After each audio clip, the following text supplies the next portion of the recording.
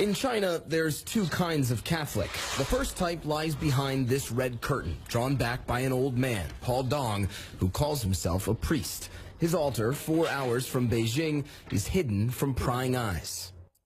This is an underground Catholic church, he says. The government does not recognize us.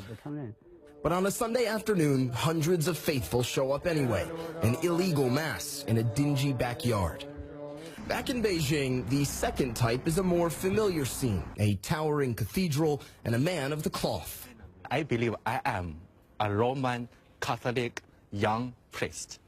Father Simon Zhu is a priest recognized by China's communist government under the direction of the Chinese Catholic Patriotic Association.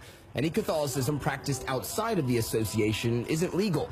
Underground churches like Paul Dong say true Catholics take no orders from politicians. We are not surrendering our beliefs to the communists. Traditionally, the Vatican had agreed. The Catholic Church was banned in China in the 1950s and its followers jailed and tortured.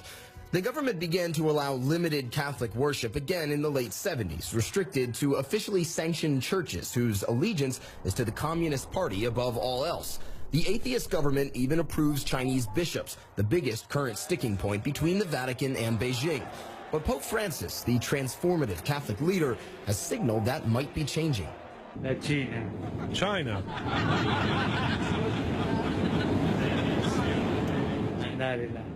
To go there? I would love it. Negotiations for restoring ties are heating up. Reports that both sides would now choose bishops together have surfaced. We pray for this normalization between Rome and Beijing. The Catholic Church is eager for greater access to a country where hundreds of millions of adults are largely untapped by organized religion. But for some who already practice, any religion controlled by the government is wrong. I would never join the patriotic church, she says. They aren't real churches. All of these parishioners are here under at least some personal risk, but most are less worried about themselves and more worried about their leader, Father Dong. To that, he says if the government ever took him away, someone would just take his place.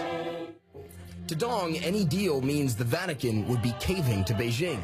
Jesus said that one person cannot serve two gods. Now the Vatican is willing to serve God and the Communist Party. Dong's status as a priest isn't recognized by the Vatican. He was excommunicated for ordaining himself a bishop without the Pope's consent. But his parishioners are just a few of several million underground worshippers in China, and many will follow the Pope's guidance.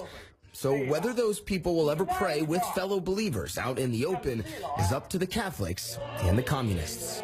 Matt Rivers, CNN, Beijing.